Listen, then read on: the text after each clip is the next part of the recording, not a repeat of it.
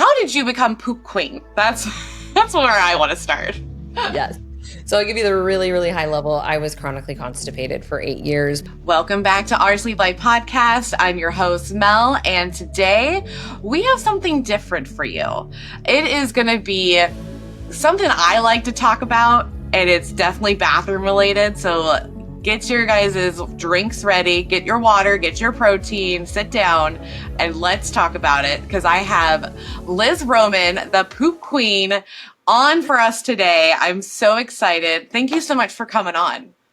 Yes, I am so excited. I'm excited to chat with your audience because I know with, the women that you're speaking to or men as well, this is certainly something they can struggle with. So we're going to get into it today. It's going to be so fun. Oh, yeah. So I have so many questions. So first, how did you become poop queen? That's where I want to start. Yes. So I'll give you the really, really high level. I was chronically constipated for 8 years. But if I really think back to even early childhood, I remember, doing a suppository and being so just like stuck on the toilet, literally like stuck poop and stuck on the toilet because I was like, I can't leave until I poop, And so I had a lot of other things going on in my life. I was diagnosed with children's rheumatoid arthritis, put on heavy dose prednisone, methotrexate, gained a bunch of weight, had horrible periods, put on birth control like many women. And then fast forward to my early 20s, I was diagnosed with Hashimoto's, another autoimmune disease. And at that point in time, I decided I'm done with conventional medicine. I am done with these doctors who don't listen to me. I was over 200 pounds. I was exhausted. I couldn't poop. I couldn't lose weight. I had brain fog. I had skin issues. And I wasn't confident in myself. I didn't feel good. And so sought functional medicine out. And that is why I became a functional medicine practitioner. I have put my Hashimoto's into remission, lost the weight, kept it off, and defied all the odds of my doctors when I was a child saying that I would never be normal, wouldn't, go to school or play sports or any of those things. And I strength train multiple times a week. So here we are. And I'm on a mission to help women understand that constipation, and men too, but constipation's not normal. And if we're struggling with a lot of symptoms and you're backed up and constipated, that's going to play a big role. Well, and I think we hate talking about it, right? Like I don't know like about anybody else, but poop is like a weird subject. I've had a kid, so poop is talked about at the dinner table. So it's like he's a boy, he talks about it, the consistency, what it looks like. I get photos, it's wild. But like we women, we all hate talking about it. We hate the feeling of it, what it looks like even dealing with it. Like I hate pooping. Like, I despise it. I wish I never had to poop ever in my life again. But I know that's like obviously not going to happen. But that's how much I hate pooping. I won't even poop in public. Like I won't poop on an airplane. I won't do any of that. Like I don't know what it is. My body just like knows not to go. And then I get to the Airbnb or hotel and we're like, yep, it's time to go. Let's get this all done. So, what kind of medicine did you switch to then? Because you said that you were done with the normal, like, Western medicine. So what helped you, like, especially with the Hashimoto's, for it to be in remission? Like, what were the things that you did? Yeah, absolutely. So I went to a functional medicine doctor, and I mean, this is what we do in our practice every day is we run lab work first and foremost, and we look at optimal levels versus normal levels. And we can pick up a lot just from blood work, patterns and trends of not absorbing things, needing to support your liver, your gallbladder. Bile is a really big contributor to having good, smooth bowel movements. You'll hear me a lot of times say, I want you moving your bowels 1 to 3 times a day, pain-free. And that's another level of, the conversation here, because we can go to the bathroom every day. We want to. This is waste. This is metabolic byproducts. This is toxins. This is all the things that your body is set for excretion. And if we aren't going to the bathroom, not only are we then feeling like miserable, I remember, oh my God, I would be so bloated, gassy. You don't want to wear your jeans, right? Because they just don't fit. And you feel like that abdominal pressure and distension is just ruining your day. Yeah. But then, for some individuals, like they have a really hard time pooping. So they can have pain, they could have fissures or hemorrhoids, straining to go to the bathroom, really having to hunker down, right, and push it out. And that's not normal either. So one of the things that, I did with him and what, again, we do in our practice is blood work and really taking a deep dive and looking at all 11 systems of the body. From there, moving to a stool test and analyzing the bowel movement. What bacteria are prevalent here? What things are we missing? Are we seeing parasites, H. pylori, candida, all of these other opportunistic bacteria that can really impact our overall health and lead to a lot of the symptoms that many of my clients deal with, whether that's skin issues, eczema, psoriasis, it could be joint pain, brain fog. Walk into a room, you're 35 years old and you think it's mom brain. It's not mom brain. There's other things that we got to regulate here, right? Maybe we are very deficient. We're not absorbing our nutrients. We're looking at pancreatic function. A lot of things that we can get, from just that one stool test. Now, on the flip side of this, I'm always open and honest with people to say that's one stool, right? Yeah. That's only one stool. Things are moving through your body every single day. So we have to look at symptoms. And I don't care what state you're in, symptoms trump everything. If Okay. you come to me and your labs look pristine and your stool test doesn't look too bad, but you have all these other symptoms, we have further investigating to do, right? We need to peel back more layers of the onion. So yeah, I worked with a functional doctor. He took me through that process. As I was going to school and learning a lot of the functional medicine myself, I was building also a program that filled all the gaps from what I missed from that practice that I was in, right? So a lot of people who have gone to maybe a functional medicine doctor or a naturopath, whatever it might be, you're going in, you're getting a test and maybe a supplement chart. And a Okay. lot of times it rubs me the wrong way too, because they're overloading people on supplements. They're not working in strategic phases, or they're selling their supplements, right? They have a Yeah. black label. So, functional medicine can get into this like supplement the symptom. And that's not what we want to do either. So it's very strategic for us. And we work in phases. And that first phase that we have to do is support your thyroid, your adrenals, your drainage, and your detoxification pathways. Get that person moving their bowels every day, get them adequately hydrated. You mentioned that earlier. Get your water. So many people struggle with poor motility and bowel movements and, weird bowel movements because they're simply dehydrated. Right. And Yeah. so that's a huge piece. So we think very foundationally, but then we go deep. Like we're looking at root causes. I'm not looking at, hey, she's constipated. Cool. Take some Miralax, right? We want to understand why is this happening and what can we do to address that so that it doesn't then cascade into other issues. And so for me, to reverse that autoimmune activity that was happening in the body, it was identifying and removing those triggers, getting the immune system to calm down. And honestly, if we catch things early on for people, you can almost reverse any or put into remission, right? We can't cure, we don't say Right. cure, but we can put things into remission because we've now taken away the stressors that were confusing the immune system or keeping the immune system upregulated too long. Well, that's interesting because they do tell us, even at bariatric centers, take Miralax, especially after the surgery because, we're all backed up and whatnots.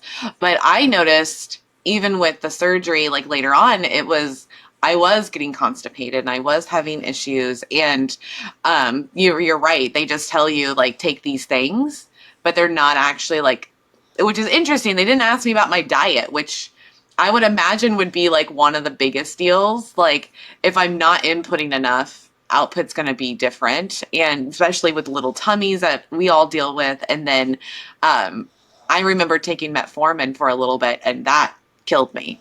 Like that, I did a live and then I was supposed to do another interview after the live and I couldn't move. Like my stomach, I didn't poop for 2 or 3 days and I'm a normal pooper. Like it's every morning, same time, everything.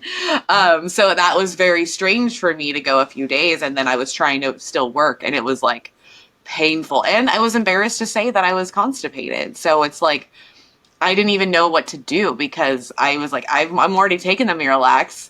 I'm already doing the metformin that you told me to do, and I'm still having problems. So it's like, I like to know that there is an option to go to, it sounds like functional doctors and physicians, so they can actually go through your panel. Because I hear all the time through the bariatric community, like everybody's poops are different. We know that, but it's a lot of problems here.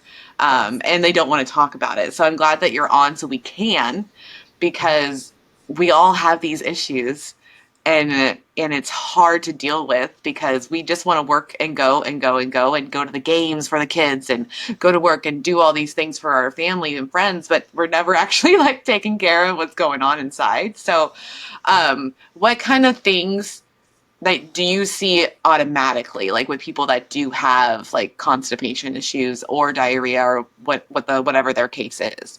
In terms of symptoms, Yeah. yeah.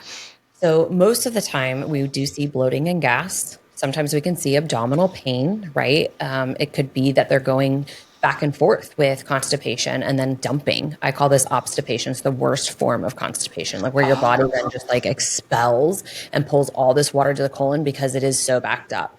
Now, there are very severe cases, of course, where somebody is getting like impacted, right? They're going to have to go to the doctor or the ER, or maybe go get a colonic or whatnot. But outside of just the GI symptoms that are uncomfortable, we can see liver gallbladder health decline. So we're having gallbladder attacks. Maybe we are having non-alcoholic fatty liver or elevated triglycerides because of inflammation that's happening in the liver due to all these toxins that are getting out of the gut microbiome and the colon and getting into the bloodstream and having to be filtered and detoxified through the liver. A lot of those are endotoxic. And so the liver says, whoa, sister, I know this is not good for me. Like these are part of really bad stealth infections. I'm going to try to protect myself by making these fatty depositions. But a really important key here is that when this is happening, it downregulates our bile flow. And bile is a really, really important. Some people refer to it a gastric juice. Technically, it's not because it's coming from the liver, stored in the gallbladder, but it does play a major role in our digestion. And in the small intestine, the absorption of nutrients, making sure that it's cycling through at the right rate. So the right amount at the right time is what I say, especially if you have higher fat meals. You want to break down those fat soluble nutrients, vitamin A, D, E, and K. When we're thinking about bariatric surgery here, right? Like we want to get the most out of the things that you are able to consume because you're already on a limited intake, right? But another big thing is that it will stimulate your motilin, your motility hormone.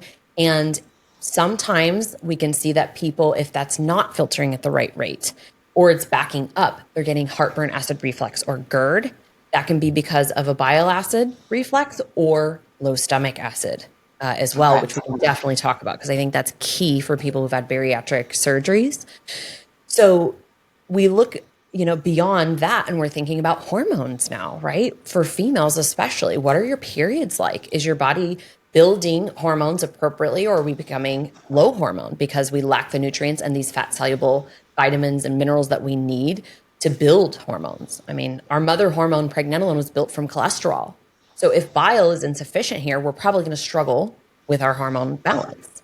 And then another piece that bile does is it helps sequester toxins and detoxify estrogens. So sometimes in these cases where women are really struggling with this constipation, now we're seeing estrogen dominance or relative estrogen dominance because it's not getting eliminated properly. And so we can just see just from that example, right? We're not even talking widespread systemic stuff here, but that could include joint pain, skin issues, like I mentioned, brain fog, neurological issues. Like if your body is full of toxins, you're not going to function optimally. You're not going to feel well. You're probably going to be really tired.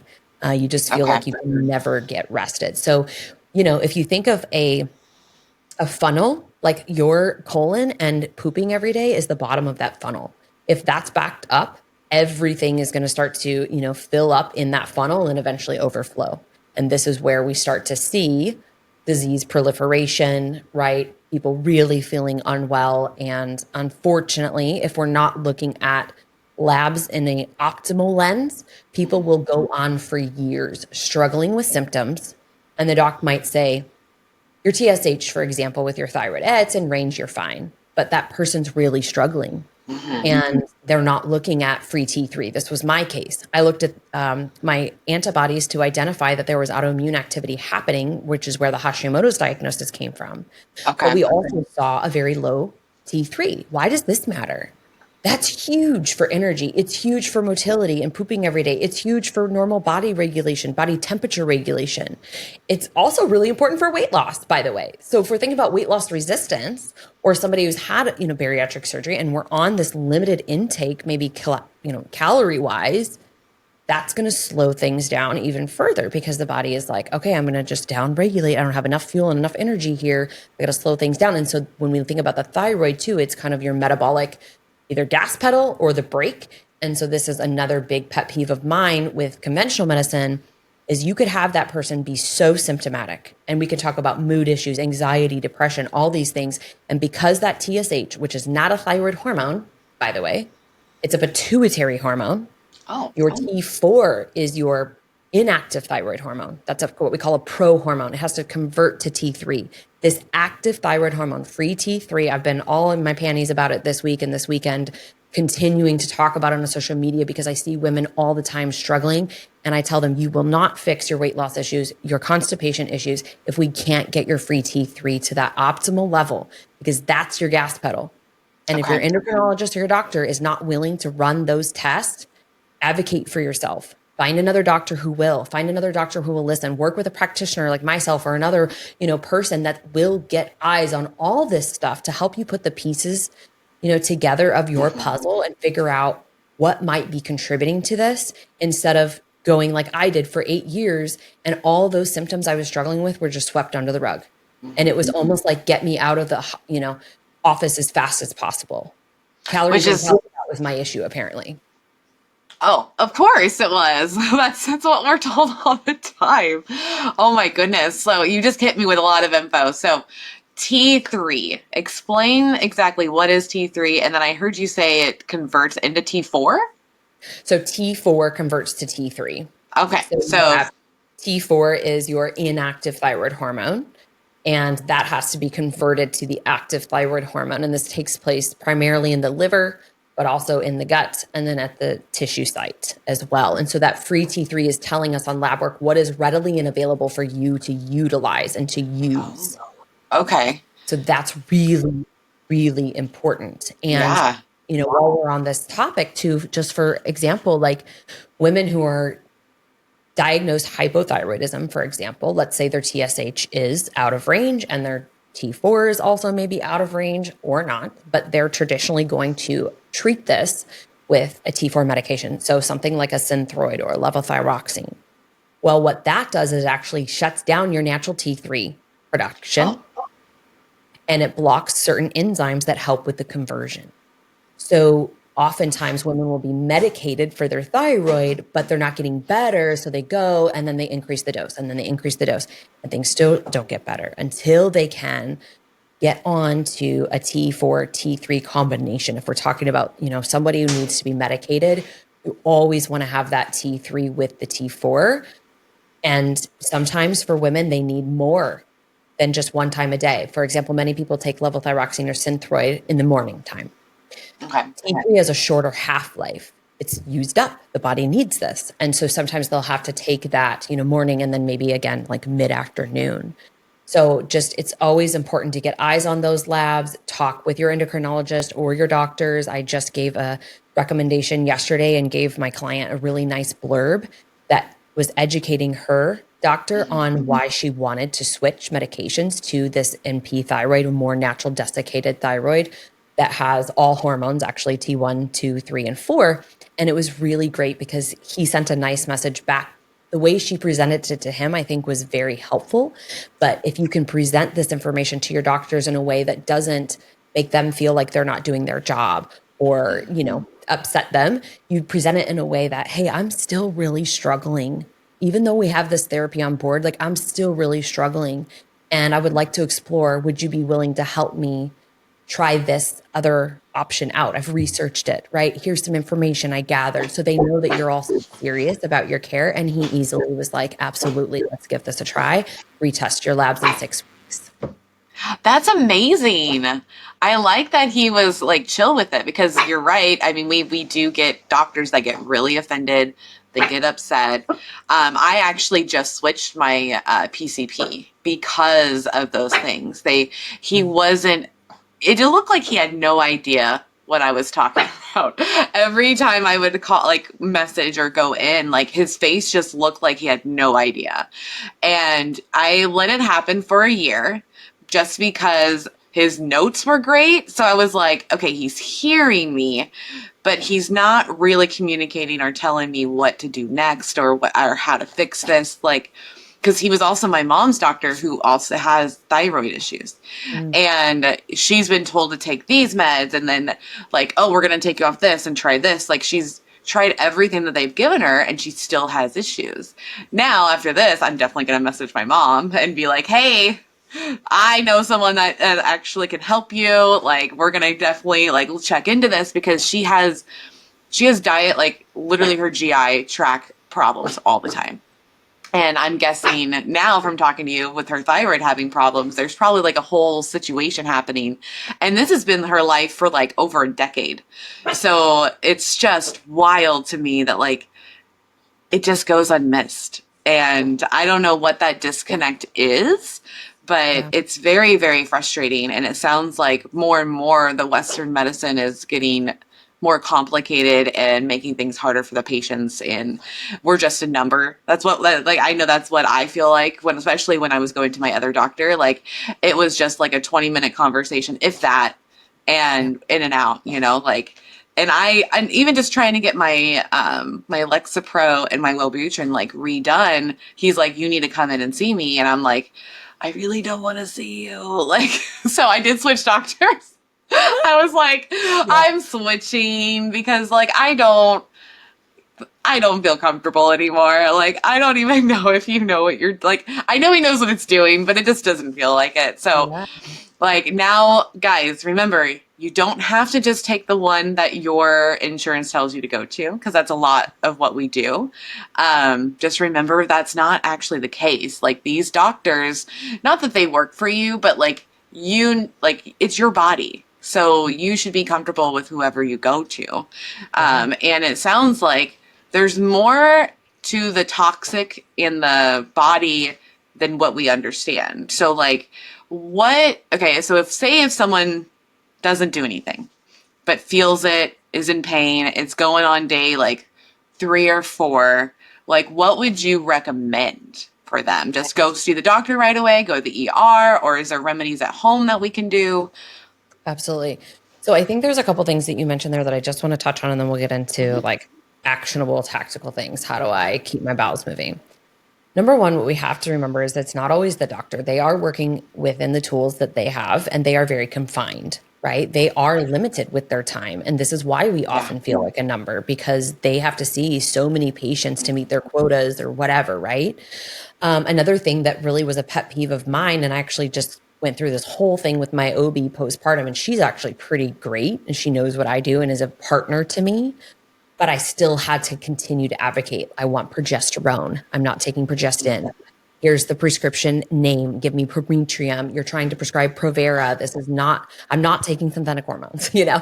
And Right. so, it's just like you kind of keep having to like go back and ask, because if you don't, what they're going to do is they're just going to go to their MO, right? The MO is, yeah, birth control or progestin, Provera, whatever these synthetic hormones are, because they seemingly, for some reason, do not understand that synthetic is not the same as bioidentical. And so when we think about like I'm 5 months postpartum, we think about depression, anxiety, all of these other things. A lot of times progesterone and other hormones in the body can fix all that. There Yeah. are other things we have to consider as well, but you just have to keep advocating for yourself. And I love what you said that, it's not that they work for you, but you are a paying patient. You pay for your healthcare some way, shape, or form. I pay astronomical, as an entrepreneur out of pocket for my family. And I don't really utilize my insurance benefits that much, right? In the case Right. of having my son and birth, yeah, I needed that. Great. But in my day-to-day healthcare, they're not often partnering enough, right? And so this is where, yeah, look and see who else is in your network. Look and see if there's integrative providers that you could, kind of go to, and then just really go in. And I always, because I get white coat syndrome, girlfriends, like even Yeah. though I know a lot about a lot of things, I'm still just a human too. And so I write it down in my notes. And I have that like on my phone so that I could speak to it. So then I sound, educated, and I'm not just like deer in the headlights, like, oh, okay, yeah, yeah, whatever you say. So I think that's one thing. And then the other big thing with conventional medicine is understand that they work in silos. So you have an endocrinologist if you're dealing with thyroid issues. You have your GP if you're dealing with general things, right? General health things. then their job would be to refer you out, usually to a GI doctor or endocrinologist, whatever. And then you have your OB, right? Your OBGYN, if this is for pregnancy, postpartum, it's for perimenopause, just the female checks. And they don't often communicate to each other, right? So you might have a doctor also who is in network with your providers, but they don't talk to the systems that, like, for example, my OB, they don't have the my chart. It's like ancient. Like, why don't you have my chart, Why? right? Yeah. So she doesn't even, all my labs that she's ran, I have hard copies of, and I have digital copies through her system. But if I go to see a different provider that's using my chart, he's not going to have access to all that stuff. So I think that's another important piece, because I do want to give credit where it's due. There are some amazing doctors, but they don't communicate with each other. They don't give the time that they should. And it's just a different way of thinking. If you listen to any of the podcasts, we have had many doctors on. We just had a doctor, a GI doctor on, and he left conventional medicine. He said, I got out of school and they gave me a paper and it said diagnosis, medication. It was a table, a chart, right? Whoa. And so this Yeah. is where I have to get our little tinfoil hats on here. But I do see it all the time. And again, like you've experienced yourself probably, or many other people who've listening to this have experienced, it's like symptom, here's a medication, try that. Let's see how it works. We'll see you in 6 months, or just, call us if you need us type of a thing, So anyways, on to the constipation, and you're struggling, you're at home, you're 3 to 4 days, you haven't had a bowel movement. Well, the definition of constipation from a conventional medicine perspective is if you're moving your bowels 3 times a week, you're not constipated. Oh, They don't okay. they don't see that, this is kind of important, that you should shit out all this stuff that your body is trying to detoxify so that you can feel well every day. Yeah. So in the constipation cure, it's a free guide that I have. It's many pages long. I give you a lot of natural things in there. So we talked briefly, hydration's key, right? We're thinking about fiber levels, and we're thinking about all these different foods that can support motility. So I talk about like 2 kiwis a day, utilizing some chia seed or some flaxseed, MCT oil, olive oil. A lot of those things can be great. Is that the thing though, when you're in this acute situation, I need to go to the bathroom, I'm so uncomfortable, that you're going to go to? No. Right. So I speak a lot about Miralax and the toxicity that it brings to the body. It disrupts your gut microbiome. It is not FDA approved for kids under the age of 17, yet pediatricians still recommend it for kids. It's made of PEG 3350, polyethylene glycol. That is also used in antifreeze. I mean, it works. It works for people because it's so toxic. In my experience, I don't know how you felt, but I would get horrible pains when I took Miralax. I would end up cramping and having to then go to the bathroom like multiple times. It was not something that just was gentle on the system. And then that's a lot of the toxicity. So I have several natural supports, but I think one is going to trump all here, and that's magnesium. Okay. Magnesium plays so many roles in the body. It's a mineral. It's one of like the miracle minerals, we say, because it plays a role in over like 600 enzymatic functions. Our soil's depleted of magnesium. Our food is grown differently. Like, we probably just don't get enough in our daily life. And so you can go right now anywhere, Target, Walmart, any Walgreens, wherever, and you can look at a product called Calm, and it's mag citrate. Okay, that works very well. This is an osmotic laxative, and that will pull water into the bowels to help you go. On my Instagram, I have the magnesium flush out. So we have it for all ages. In my kids' constipation cure guide, I have that as one of the resources too, if your kiddos are struggling. There's a lot of other tools in there that you could utilize. But I find that for people who need it now and they don't have time to wait for Amazon or order something offline, mag citrate, magnesium calm, not my favorite tasting personally, but it gets the job done. You can use that, and you can go at the highest, level that you need to get a bowel movement and open the floodgates and really kind of flush your system out. It's not going to do harm. I mean, it's a mineral to the body. Many people are deficient. Many people need it daily. If you are using something daily in the form of magnesium, I personally like magnesium blends. I wouldn't always just use citrate, but again, that will get you moving. Yeah, because I use magnesium plus D3. Okay. It's a Mag D. We call it Mag D, and I get it from ProCare, and that has helped me in several different ways. I've noticed, like, one, my health. I probably get sick only once a year now. I literally, like, I sleep better. Mhm. and I have regular bowel movements. Like it's so interesting like how that works. Like it's your body if you don't realize this, your body loves routine. Like as I've gone out from 10 years from my surgery date, that is the one thing that I have noticed is consistency and routine. Those two together with anything that you do, whether it's lifestyle, work, your kids, like if you're just consistent and you're doing all the things, like you're going to be okay. But like when you don't, that's why you start feeling these things. That's what I'm understanding. It just sounds like when you're not getting your hydration, which how much do you think? Because like this is all over the gambit of how much water should we really be getting? Like, yes, our bodies are made up of water. It's about 70 to 80% water, but like Yeah. what should we really get to not have constipation, to have this flow all the time? Yes. So I think just a day-to-day kind of rule of thumb, I would say half your body weight in ounces. Now, you speak to a population, right, who is in a weight loss journey. I think the upper limit there is going to be like a gallon. I don't think you need to be drinking more than a gallon a day.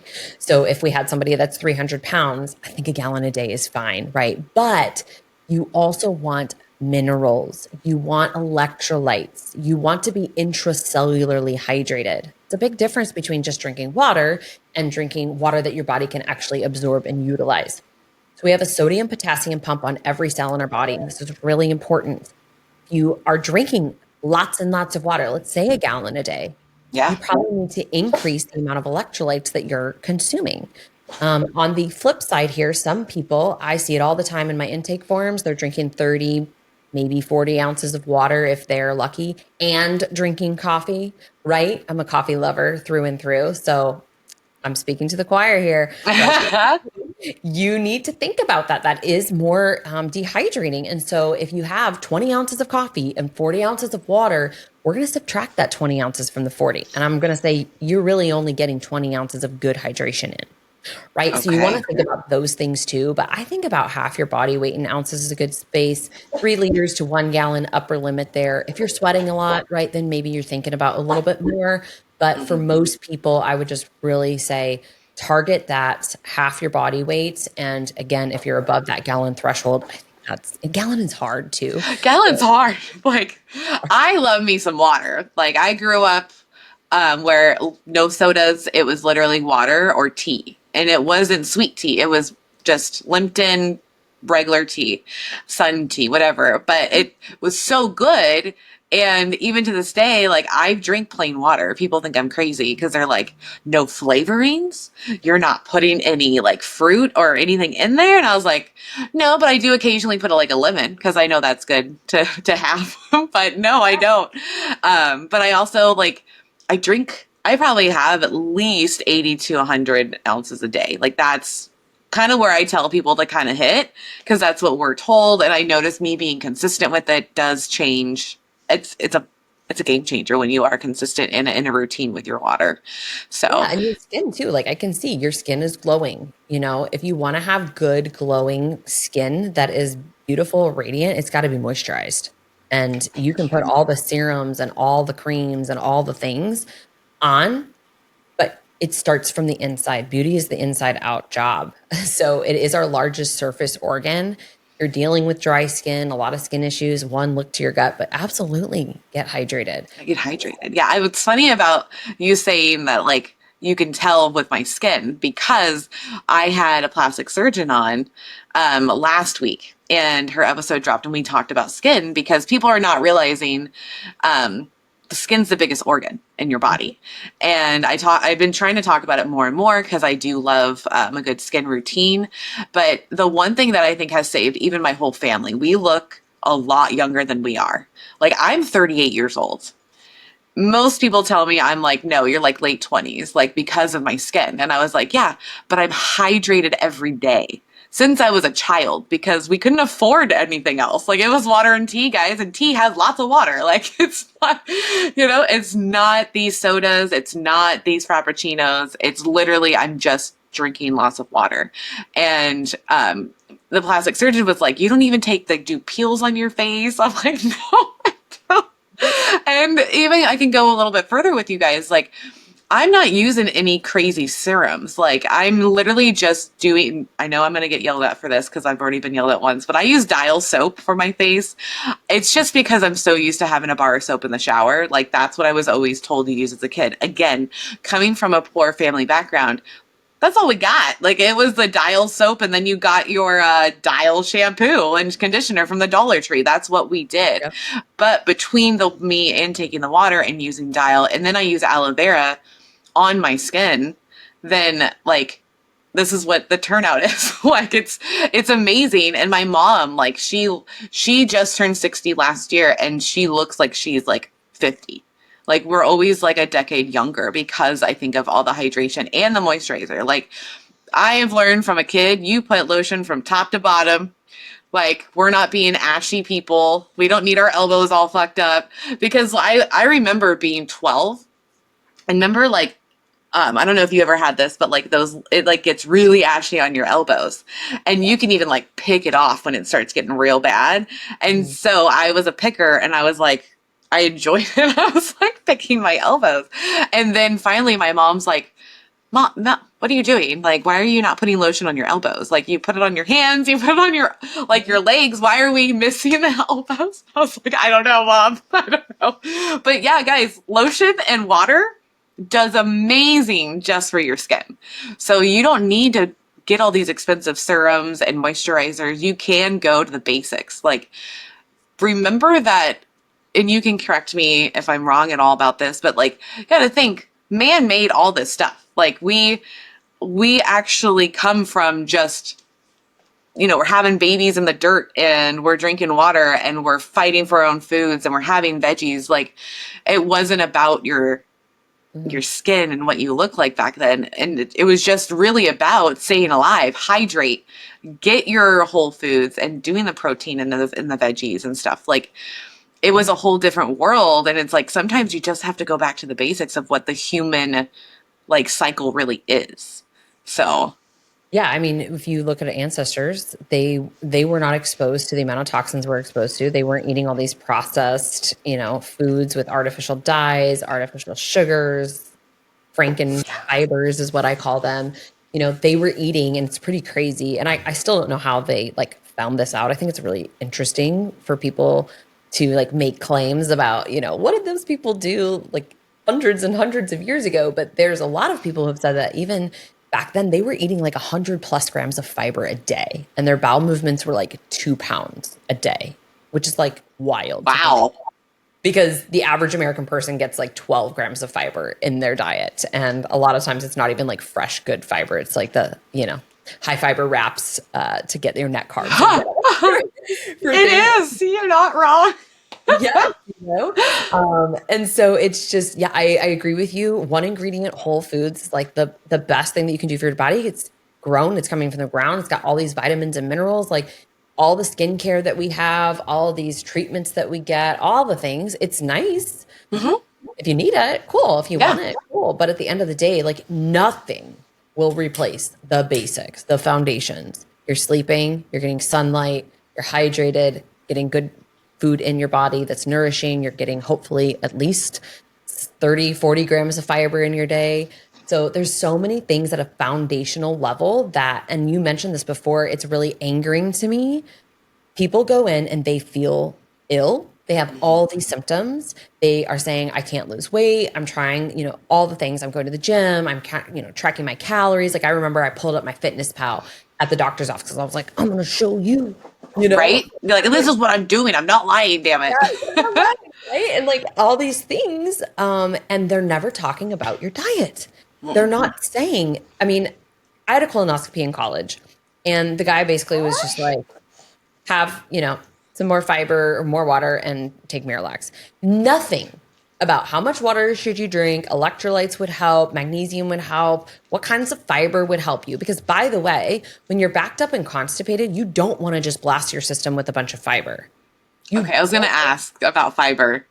Yes. So, I mean, fiber is super important. It pulls toxins from the body. It helps detoxify estrogen. Like, there's a lot of things that it does in the body. feeds good bacteria that we need as part of our immune system, all these things. And I think it is very person independent. We are all unique bio individuals. We all have a different health history, a background, a different digestive system, and a microbiome environment that can or cannot handle certain things. So anytime you're going to introduce something, go low and slow. Don't just be like, hey, I heard the poop queen talk about fiber, and so I'm going to buy all the berries, all the apples, all the avocados, these high fiber wraps, a bunch of chia seed and flaxseed, and just bomb my gut. Because like you will make constipation worse, especially if you're not adequately hydrated. So go low and slow with this. And really, I just say to people, try to diversify, try to keep it more in that one ingredient whole food category. I know for me, I've done the high fiber wraps in the past because I was the Weight Watcher girl who was like, give me all the 0 points, Yeah. I didn't have to count it. And anyways, I just think that you can have those things. Like if you enjoy them, I'm not going to lie to you. There are some high fiber wraps. Like I actually I like them. They're tasty. They're good. Make like pizzas and stuff with them too. So that's all fine. But if you're relying on, let's say, for example, Quest bars, I used to eat those way back in the day till they destroyed me. They're really high fiber. Yep. But there's a lot of sugar, alcohols and stuff in there too. Right. And so you're like, yeah, I'm doing good because I'm getting all that in. Well, it's not one ingredient whole food fiber. It is fiber. You want to have a blend. I don't think you have to avoid all those things, but you definitely want to try to get more of the good in. And your body recognizes that. It doesn't necessarily recognize all of the artificial fibers. Can you speak more to those that say they have no idea why fiber is important? Can you speak to one, why is it important? And two, like how much, I know you said about 30 to 35, I think is what you said, but like what is the ideal amount of fiber? And one more to that is, can we just take fiber supplements? Will that help? Sure. All really great questions, very common. So when we think about fiber, like I mentioned before, it's going to feed good bacteria. When we feed good bacteria, it helps fight and defend against opportunistic bacteria, other bugs in the gut microbiome. So you want to have a balance here. You're never going to have, for example, a stool test that is just perfectly clean.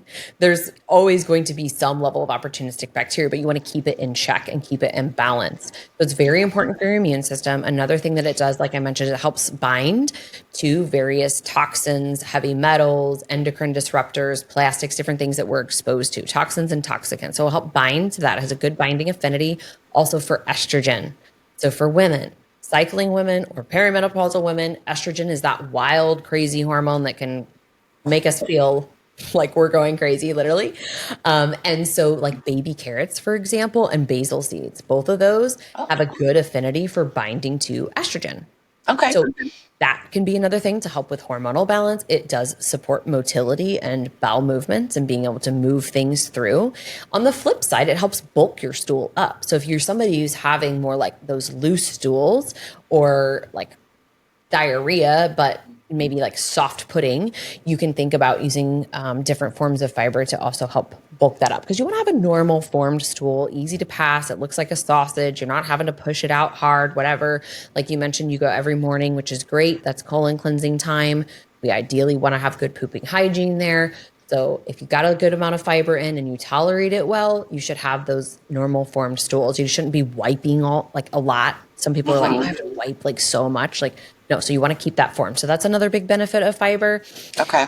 In terms of the amount that we should be consuming, again, this is very bio-individual because everybody's going to tolerate it differently. And the state of your gut microbiome does play a role in this. Okay. So I don't want to give like, this is the exact amount, but I would say somewhere between 30 and 40 grams on average for an adult is a good target. Some people need more than that. Some people feel better doing more than that. Some people have, when I put them through the first phase that we do with the drainage and detox, it's more of a Mediterranean-based diet. We are utilizing a lot of the various seeds and higher fat, more fibrous foods. So like avocados, for example, the chia seeds, the basil seeds, those different things. Hemp hearts are great too. But they're about 50 to 60 grams of fiber. And a lot of times people are like, I'm having queen size poops. Like I didn't even know I could poop this much in a day. Yeah.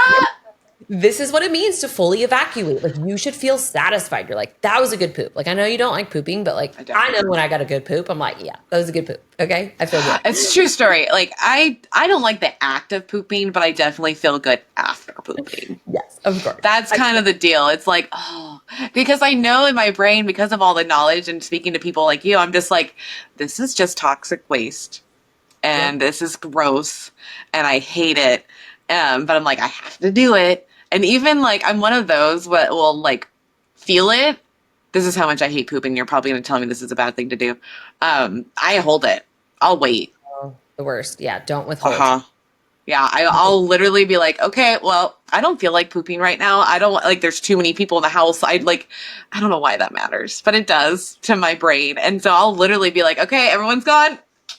Go and Yeah. poop now. I totally get it from a perspective, like you said, like I don't want to poop on the airplane. Understand that. My husband's like you. He like does not want to poop in public places. He will literally drive home from the gym that he just drove 20 minutes to get to. He's like, I gotta poop. And I'm Yep. like, you could just poop there. They have private bathrooms. And nope, he's just like, I just, so I get it. But withholding, especially for kiddos. So I do have individuals that have struggled with constipation as adults.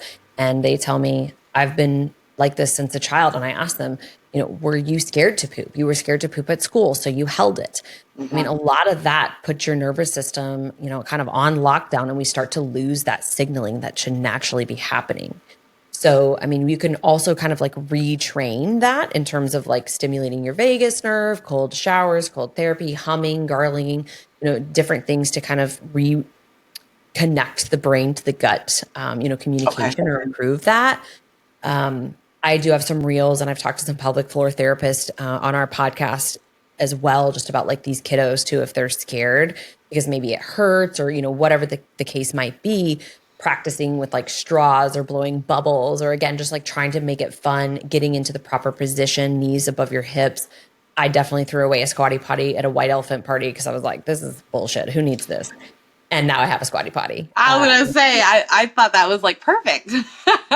It is. This was like way back in the day before I knew what was. And honestly, I was constipated then. So somebody should have said, like, hey, this will help with constipation. I probably would have taken it more seriously. But getting your knees above your hip just kind of helps open up the muscles in the rectum and valves that are kind of staying closed when you're standing or sitting, right? Because you don't Hmm. really want to have a bowel movement. So that can help open things up. But withholding is ideally not what we're doing Yeah. majority of the time. Well, right when you talked about like the kiddos part, I had a little flash, and I think it's from being a kid in elementary school where when you have to go and you're a little girl, they're wondering why you're in there so long. You get embarrassed. Sometimes you come out looking sweaty and gross, and you're just like, I don't know what happened in there. And you're only like 7 years old, and you're just like, people like little kids, they'll say whatever. And I remember definitely getting made fun of like having a poop at school. So that stopped real quick. For sure. And it sounds like it actually trickled through my whole adulthood. So it's totally fine. And then even my little kiddo, like he is the funniest pooper, and he will not mind that I say this because he knows that he did this, and it's quite entertaining. As a little boy, I would say from like age 3 to 5, he was a night pooper. He was like, once he would get, everybody was asleep. And the only reason why we know is because we caught him a few times. He would just get completely naked and go poop, but he would wait till all of us were asleep. And then he would just put his clothes back on and go to the, I was like, what the fuck? Because I started getting nervous. I was like, I would be like, Eric, I haven't seen Dylan poop in a long time. And he was like, oh, he's a night pooper. And I was like, what? What do you mean? And he goes, oh, I've caught him a couple of times. And he just gets fully naked. And then when he got older, like around 12-ish, I mean, it stopped obviously, but around 12, he would call it cactus poop. He was like, Mom, I'm having cactus poop. What do I do? And I was like, what do you mean exactly? Like, does it hurt? Or is it like pokey? Like, what's going on? And he's like, it's really hard to get out. And then when it does, it hurts. And I was like, oh, I think you might be just compacted or something. So we just like, he's a lactose intolerant too. So now we know we had to do some elimination diets with him and to figure out like what's going on. Now I know, especially with Dill, is like he needs fiber. Mhm. It's a whole fiber thing. And I literally like tell people like just give your kids some fruit and some veggies and they will be fine. Like, but it needs again to be consistent. Like they need to have it, if not every day, every other day, depending on the lifestyle. But I just remember him being so funny about it. And then especially with me not wanting to poop anywhere. I have a question for you because I've heard this through the community. Because people don't want to sit on the toilet too long, especially if they're in public. This is a whole thing when we're in public. No one wants to be in the bathroom too long. I have heard of people, and this is going to be a little graphic, but I've heard of people using their finger and like just getting in there and getting it out. Like, what do you say to people that are doing that? I would say don't do that. Okay. Because I mean, you can be I mean, if you're sitting there and you're really like in a situation where you're got stuck poop, you're really constipated. Like, you need to address upstream issues, starting with digestive enzymes, stomach acid support, maybe liver gallbladders, bile support, right? Like you need to Okay. address top down. Um, you can damage the tissue there. You could definitely create like almost a situation where some people do when they're using a lot of laxatives repeatedly, like senna even is a natural thing that people will use. That can create kind of dependency upon this. So your body can start to become reliant upon you doing that manual kind of like evacuation support. Oh, okay. So, what I would say here too is see a pelvic floor therapist. Constipation and pelvic floor go hand in hand. So, I've had two babies, C-sections. I think mamas, even if I don't have any leaking, I don't have any of those personal like issues where, other women do in terms of, like peeing their pants, can't jump, can't whatever. But constipation can be an issue coming from your pelvic floor. And so retraining Oh, those muscles and those, again, nerve signaling and things like that is really important. Um, you asked me earlier about fiber supplements. I'm not against them. yes. Okay. I think there's two that I really like. One is Standard Process. It's a good fiber powder that they have. It's made from all just whole foods. Standard Process doesn't do any artificial ingredients. So it's got like carrots, oat flours, sweet potatoes, a bunch of different stuff in there. And this is one that you could just get on Amazon. It's called Revive Fiber. It's a white label. I believe that Dr. Tina Moore is the one that created it. Anyways, the chocolate flavor I put in my chocolate protein powder and I mix it. It's so good. You don't taste it. Can't even tell. So those would be two that I would definitely support. A lot of people ask me about psyllium husk. I think it's fine if you tolerate it. I don't generally see it be one that is well tolerated. So I What like is some of the that? other ones that are well blended. It's just a natural like fiber that's like a one ingredient thing from psyllium and it's broken down. And Oh, it can be good for both diarrhea and constipation. Seemingly kind of doesn't make sense, but that's, kind of what it's touted for.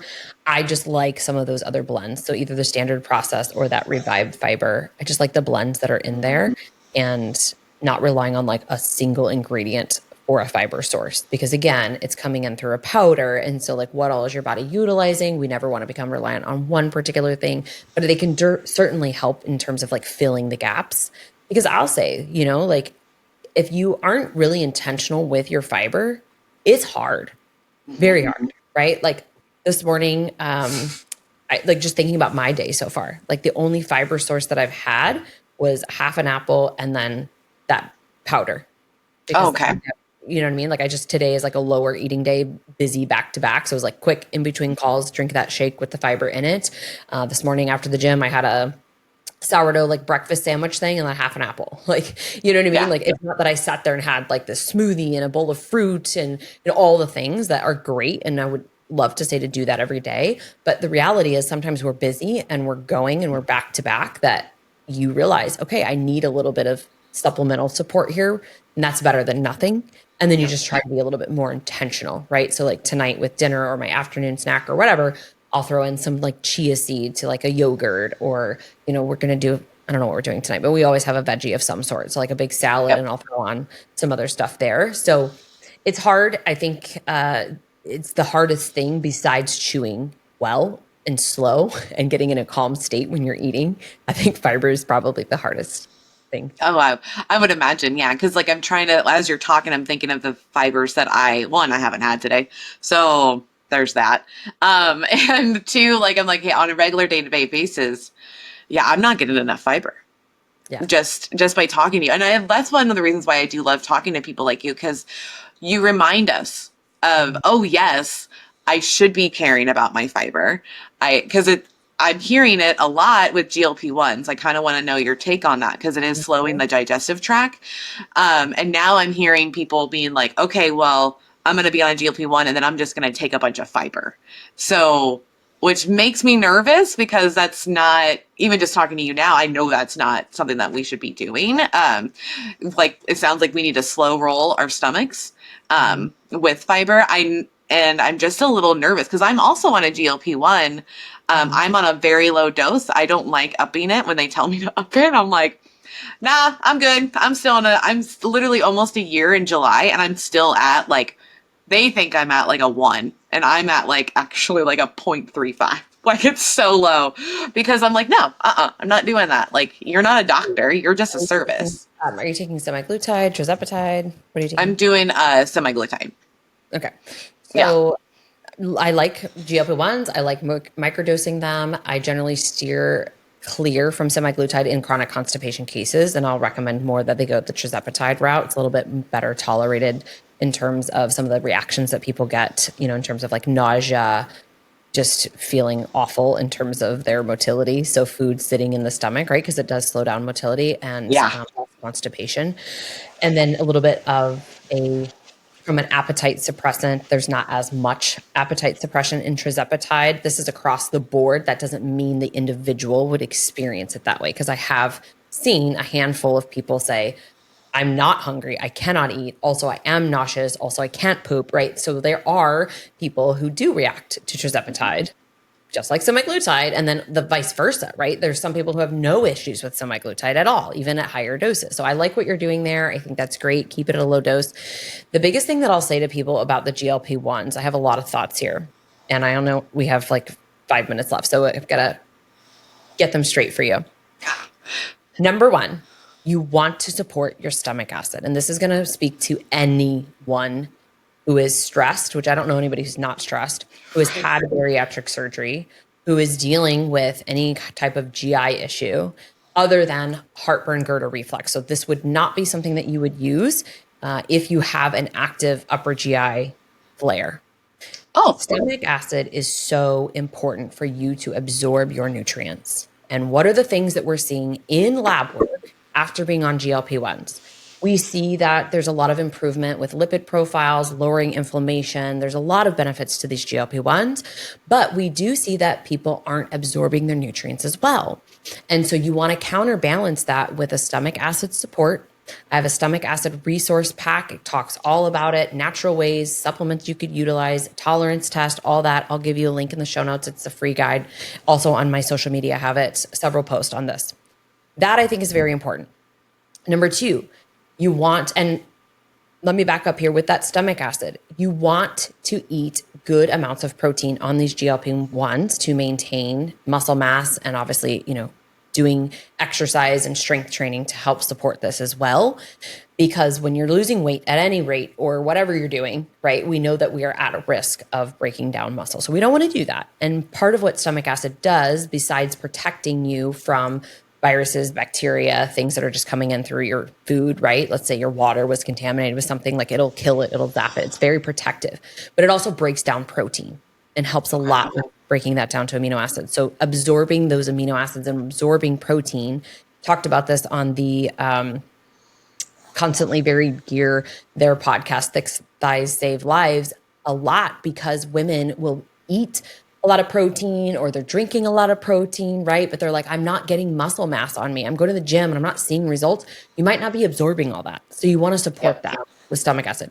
Second thing I think here is digestive enzymes, and then whatever keeps you moving, sister.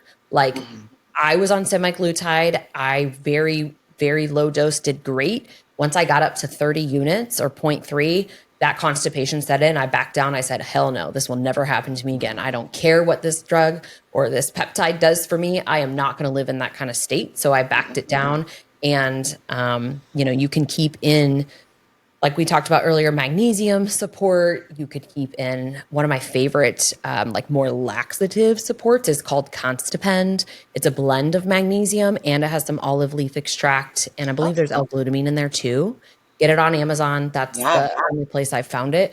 So like you need to keep your bowels moving, but you also really need to support your muscle mass and your nutrients and absorbing your nutrients so that you don't become deficient. Because I think in about 5 years from now, with the explosion of GLP-1s, which by the way have been around for centuries, they are an amazing tool. I support them in many cases. I think that because so many people are not being told how to use them correctly, we will see an adverse effect Yep. of some sort. Yep. And that could be people losing their hair, right? It could be adrenal dysfunction. It could be a thyroid. It could be a lot of things, right? Because if you're not getting all these vitamins, these minerals, these nutrients, amino acids that your body needs because of this blocking, right, absorption, then we might end up in a worse spot. Yeah. So we want to be utilizing them as a tool. They are an amazing tool, like I said, but keep those things in mind. Those are the top 3 things that I would say if you're on a GLP-1, you need to have in place.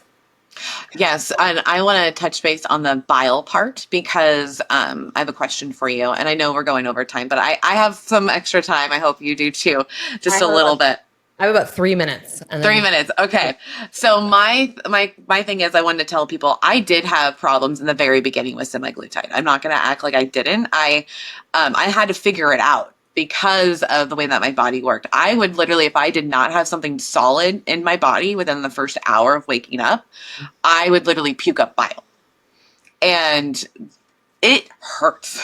Like my whole face turns red. I'm sweating profusely. It's insane. So I want people to know, like, that's why I back down too. Cause I'm like, nah, we're not fucking with the gut like this. It made me very worrisome. So you can finagle whatever medicine that you're on. You don't have to go up if you don't want to go up. But my question to you about the bile part, like, if you are on one of these, if you are puking up bile, like, how long should you be dealing with that before you're like, nope, we're done? Like, because I dealt with it for a couple months and then I finally figured out my sweet spot of knowing what to do. Yeah.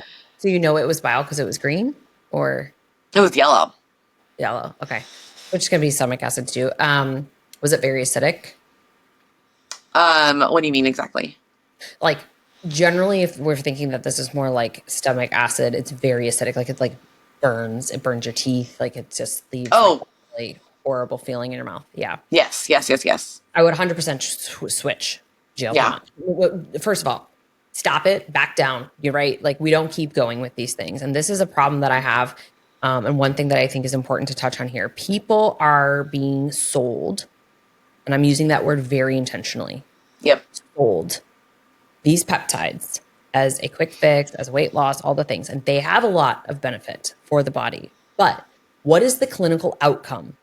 What is the difference between you using it at 30 units? I think you said 35 units, right? Yep. Compared to 80 units. Because I just had this conversation with a few people, both semaglutide and tirzepatide, high doses. And I said, what was your result at that lower dose in terms of weight loss, your rate of loss? Because you don't want to be just losing weight extremely fast here. It's hard on the liver. You are catabolizing muscle, right? Like you want to go at a good pace. So about a pound to 2 pounds a week is kind of really where I see the sweet spot so that we can maintain, other health. That's where I'm at. Mm-hmm. Perfect. So somebody else though might be like, I'm just going to crank it up, right? Because like I want to do this 8 pounds in the next 10 days because I have a vacation coming up. And that's not what these tools are used for. And so think about the clinical outcome for you. And that would be a big filter that I have for people to decipher, should I go up? If I'm not losing weight at all, and I am doing the lifestyle things, I've got the foundations in place, I'm moving my body, I'm eating good quality foods, right? Like those are still foundational things that should be paired with these. And unfortunately, these med spas are just selling people these peptides and never having these conversations, talking about protein, muscle protection, all those things.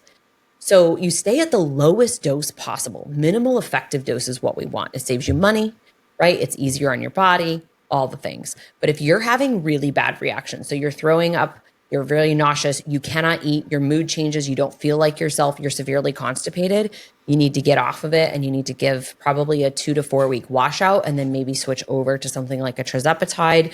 There is a GLP-3, we call it, on the market that's retatrutide. It's very well researched. It's not in a prescription format yet, but I see that on the horizon coming. Many people buy them, themselves right now. But I find that tirzepatide is better tolerated for Yep. most people, but semaglutide wins in terms of the anti-inflammatory effects. So just know, like you mentioned before, we're not fucking with the gut, right? Like nothing is worth your health. You will see all these people talking about, and I think Osborne, they just had a article about her. She's so skinny, so She frail. is. That's what I'm talking about when we're using them the wrong way and we're not supporting that nutrient absorption. So muscle protection, digestive supports, stomach acid, digestive enzymes, all those things are really, really helpful. And then check your blood work. What's my blood work doing? Where's my protein? What's my bun? Some of these other markers that we can look at to also see, hey, am I absorbing things or do I need to bring other things in to help me or maybe back down and Yeah. do what people used to do when we dieted and exercised, right? And put in the freaking work, the grit, the grind that it takes to see some of these changes, because I do have a peeve with people being sold Yep. peptides and not talking about, yeah, I believe in informed consent. Let's put it that way. Yeah, no, I'm the same. That's one of the reasons why I like bringing it up, because I am sick of hearing people not understanding what to do with it. And I'm like, how? And then I'm realizing, oh, like you said, med spas, it's happening. They're just not getting informed. So I'm going to talk about it till I'm blue in the face, because we need to have, like, that's the whole point of my podcast, is it's educational and fun at the same time. Like, that's the whole point, is to make you entertained and learning, because there's so much to learn. There's so much to do. So, well, thank you so much, Liz, for coming on. This was so fun. I appreciate you so much. Tell everybody where they can find you. And yeah, guys, you're going to have to look her up. It's so fun. So my main platform is Instagram at the Poop Queen. You can find me there. Our website is fitmom.co. I also have a Top 1% podcast, The Health Revival Show. Tons and tons of stuff on there. We talk about peptides and GLP-1s if you want to dive deeper into that. I do have a kids constipation cure guide as well as an adult constipation cure guide. I'll get you the links for the show notes for those so you can put them in if you want to download that. And then also that stomach acid resource pack, because I believe that so many of your people could benefit from that as well. And I just hope that you guys all take what we're saying here and run with it, put it into action, move your bowels 1 to 3 times a day, pain-free. Oh, I love it. Well, thank you guys for listening. And until next time, stay hydrated and make sure you poop. Bye. That was so fun.